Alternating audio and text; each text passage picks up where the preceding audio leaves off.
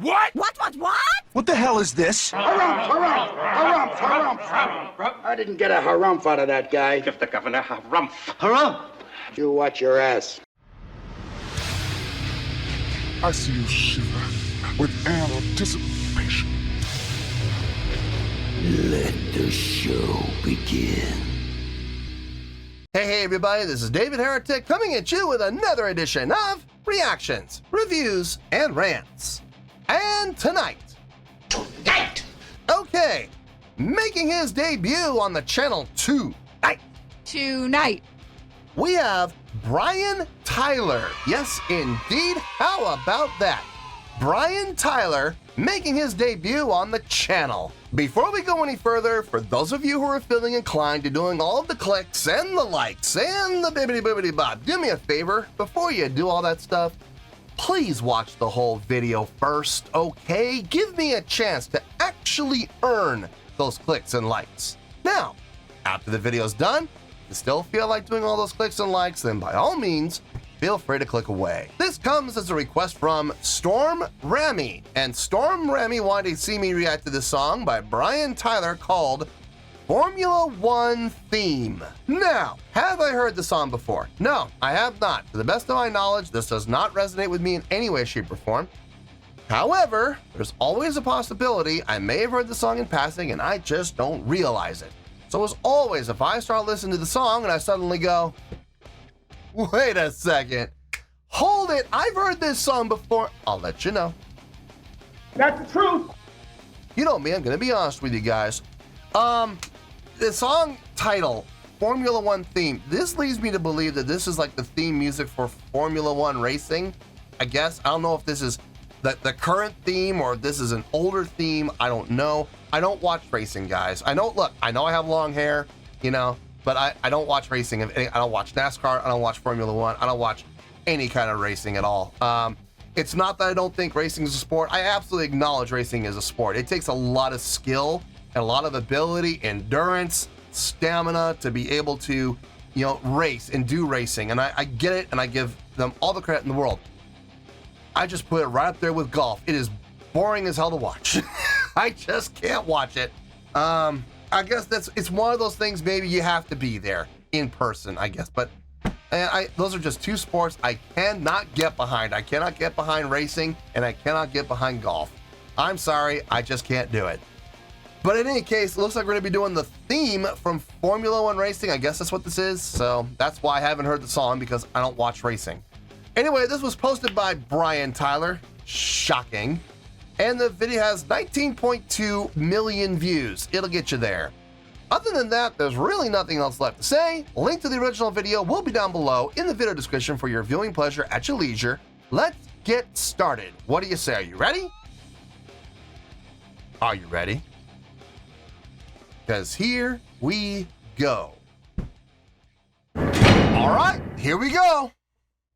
Formula One theme, live in concert by Brian Tyler. So is Brian the conductor, or is he the composer? Is he both? I don't know. But it looks like we're going to be getting a live performance here. That's interesting. All right, let's do this. All right, boy, let's do this.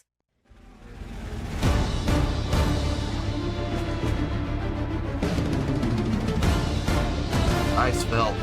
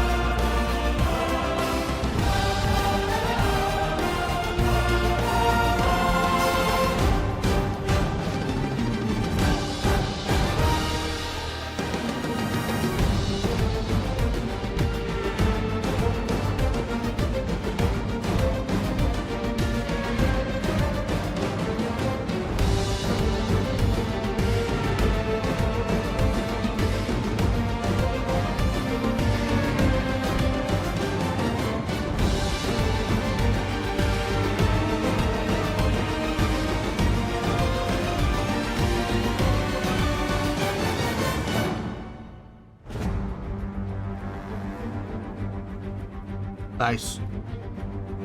I like how they brought it down there, giving the lower instruments a chance to kind of shine a little bit. It helped bring up that feeling of suspense. Because here we are, we're coasting. Big full sound. We hit this apex. Everybody lays out. Boom, we bring it down. And we have the low brass and the low strings, and the low woodwinds, I believe, are in there too. I don't really hear a bassoon or a bass clarinet. I don't hear any low reed instruments. I might be wrong about woodwinds, but low brass, definitely. Low strings, definitely. The contrabasses, absolutely. You hear that, and it gets that feeling of suspense. Now you know a build is coming. We just don't know where. So that's why the suspense is being created. It's a great, great tool that arrangers use to create that feeling of suspense. So that's nice. As a whole, I could see the appeal of the song. I could see a song like this being utilized to help promote a sport like racing, like Formula One. That honestly, I don't know about the rest of the world, but I know in America, Formula One, okay, you take Formula One, you take NASCAR. Which one's more popular? NASCAR, right? Bunch of left-hand turns, good for them. I know Formula One is not as popular as NASCAR. But I could see a song like this being used as a advertising and, more importantly, as a marketing tool to help bring people in. You run an ad campaign with a song like this, it's going to generate some interest. It is, and it's being done well. So it's a nice song. It really is. I'm watching his conducting style. I can't tell if he's conducting in double time or if he's conducting in straight time on the eighth notes. I can't tell what he's doing yet. I'll see if I can figure that out. Anyway, let's keep going here.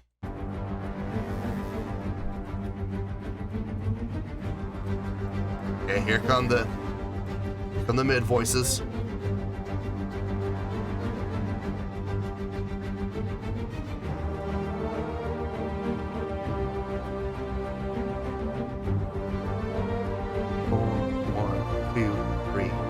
Okay, now he's conducting more legato now.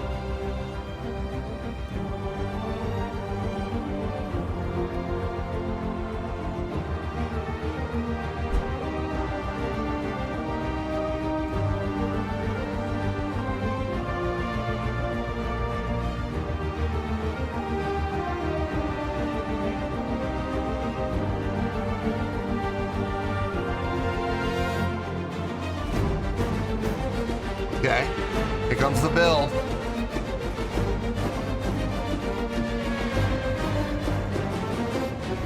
Oh, I like that. Triplet, I like that.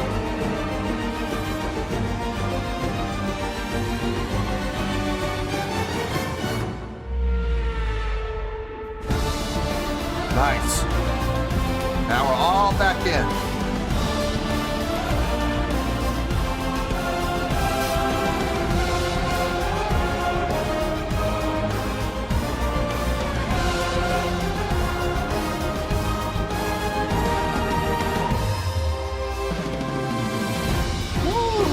That drummer kind of stealing the show.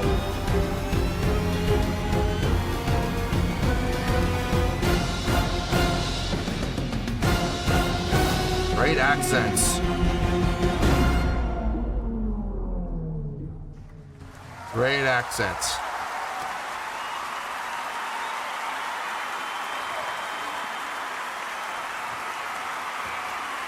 You could tell two things. You could tell two things. One, the conductor, I believe that's Brian Tyler, had the time of his life conducting that. You could tell because he was having fun with it. He was absolutely engaged with it. Two, it looks, I could be wrong, it looks to me like the orchestra as a whole had a fun time playing that. Now I'm trying to put myself in that orchestra in either the low brass section or on the contrabass. I could do both. Would I have a good time playing a song like this? Yes. Yes. This would be one of the songs in the concert during the course of the entire concert that I would look forward to. And look, when you're playing in an orchestra and you're playing 8 pieces, 10 pieces, whatever the case may be, there are going to be certain songs that you're going to look forward to. And there's going to be other songs where you just absolutely dread playing because they're just boring as hell. Especially if you're in the lower register, like if you're a contrabass player, or you're a tuba player, or a trombone player, or a bass clarinet player, or a bassoon player. There's going to be songs that you absolutely love to play. And there's going to be other songs where you're just like, oh, God, here we go again. You know, it's going to happen. But it looks like as a whole, the orchestra had a good time playing this. And the crowd response seems to be pretty positive. So, okay, let me get my thoughts together. I'll see you in the review, and we'll talk about it. There you go, folks. That was Brian Tyler, and I'm not sure who the orchestra was. I'm not sure which orchestra that actually was. But that was with the tune Formula One Theme, or Theme from Formula One. Take your pick. This was a request from Storm Rami. Okay, not the first time we've had classical music on the channel. I always have an appreciation for classical music. I do. Without classical music, we wouldn't have rock. We wouldn't have jazz. We wouldn't have, all these other styles of music. It all came from classical, guys. It did. So I always have a deep appreciation and deep respect for classical. Is it my first go-to? Like, is this ever going to end up on a playlist? No. No, it won't. I appreciate it. I respect the hell out of it. I'm not necessarily the biggest fan of it, though. There are certain classical pieces I enjoy, but as a whole, though, classical music, I don't really listen to a whole lot. So, anyway, let's get to the score with this, and I don't know. I think I might surprise a few people with this score and my reasonings. So let's get started here. On a scale of 1 to 10. I'm going to give that, surprisingly enough, believe it or not, I'm going to give that a 7.7. Yep, 7.7. I feel good about that score. Let me tell you why. Why? Okay, first things first, the 7.7. What does that mean? Well, a 7.7 would translate to a really good scale rating, so I think it's a really good song. It will also get 4 to 5 stars and a B+ letter grade. So there you go, a 7.7, really good scale rating, 4 to 5 stars, and a B+ letter grade. Now, how did I come up with this score? So glad you asked. This is interesting. Okay, so let's start off with the song and the song composition. I could see this being utilized as a marketing tool to help promote a sport. It doesn't matter what sport it is, but the style of song, I could absolutely see this. I could also, okay, listen, utilize for Formula One. I get it. I absolutely get that, and I absolutely see it. But you know what else I could see this being used for to help promote? How about UFC? Sure. How about boxing? Any combatives? I could absolutely see this song being utilized. Not just Formula One, but pretty much any race. How about Indy? How about Indy? How about NASCAR? Sure, why not? I mean, they could utilize a song like this for pretty much any sport. I mean, water polo, sure, why not? Basketball, yep. How about my bane of existence? How about golf? Yep. How about archery? Sure, why not? You can utilize a song like this to help promote and advertise any sporting event, any sport in general. And I think it will be effective. I think it would. It has the intensity. It has the drive. It has the feels. I mean, it lulls you when they bring it down. They raise and rise and rise, hit that apex layout, bring it down. For all the low voice instruments, you got the contrabasses, the tubas, the trombones. I didn't hear any low reeds. I didn't hear a bass clarinet or a bassoon, but I mean, I could be wrong. Maybe they were in there. Maybe I just didn't hear it.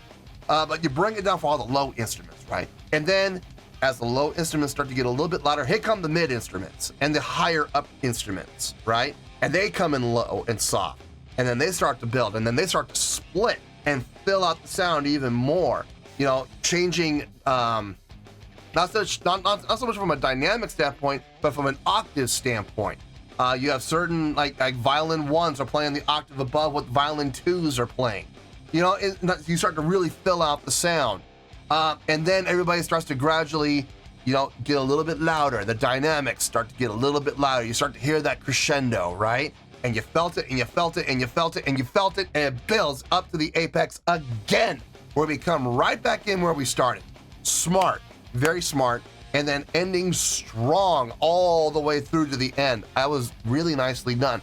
Well written, well arranged. I gotta say, I gotta give it to him. As far as the live performance of the song goes, I didn't hear anything that sounded bad. I didn't hear any instruments blat. I didn't hear any out of tune strings. All the strings sounded good. I didn't hear anything that stuck out like a sore thumb. So I can only assume that everybody played the song well, and it sounded good. Gotta give a shout out to the conductor.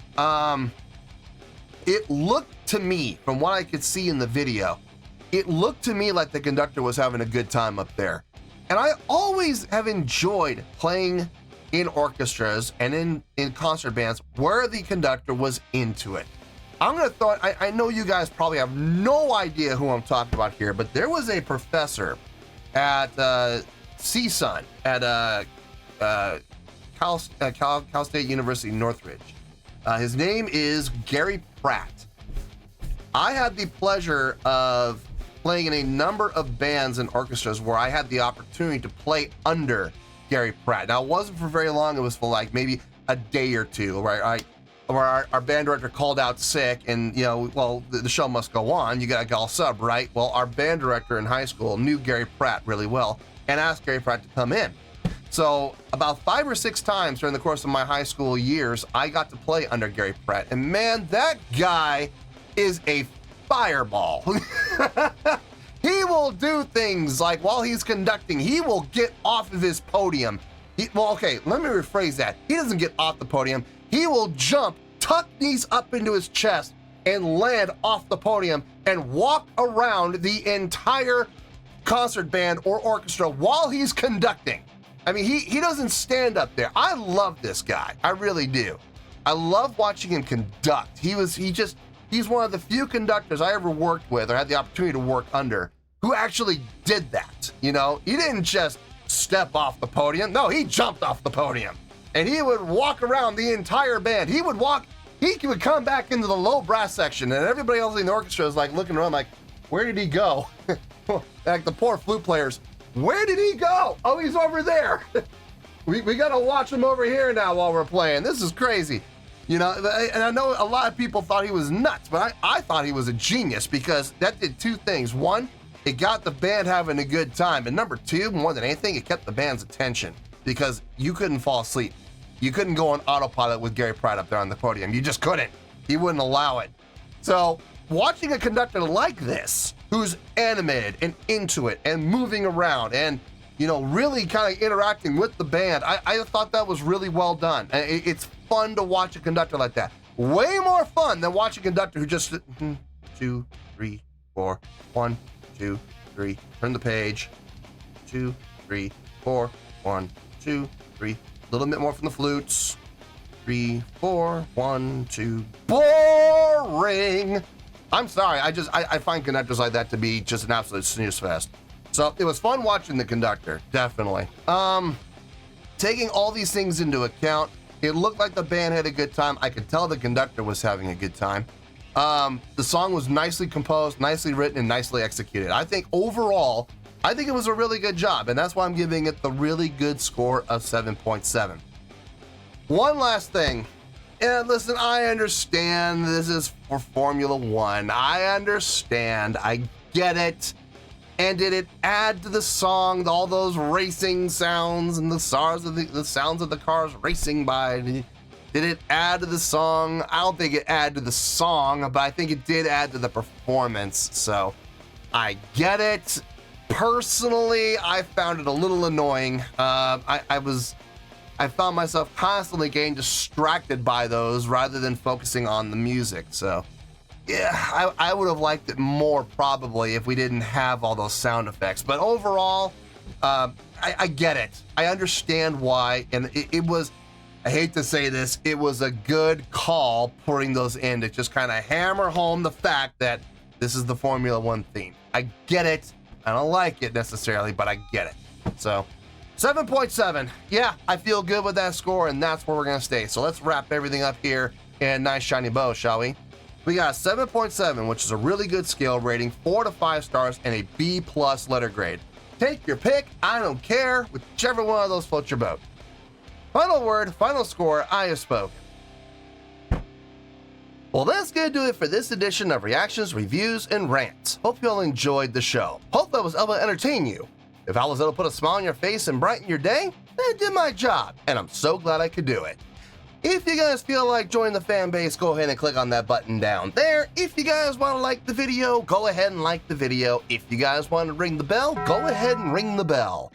It honestly doesn't make any difference at all to me, but if you guys feel like doing these things, well, then by all means, feel free to do so. Well, that's going to do it for the night, folks. Thank you very much for watching, and as always, this is David Heretic signing off, reminding you to stay fabulous and support each other. Later. Peace.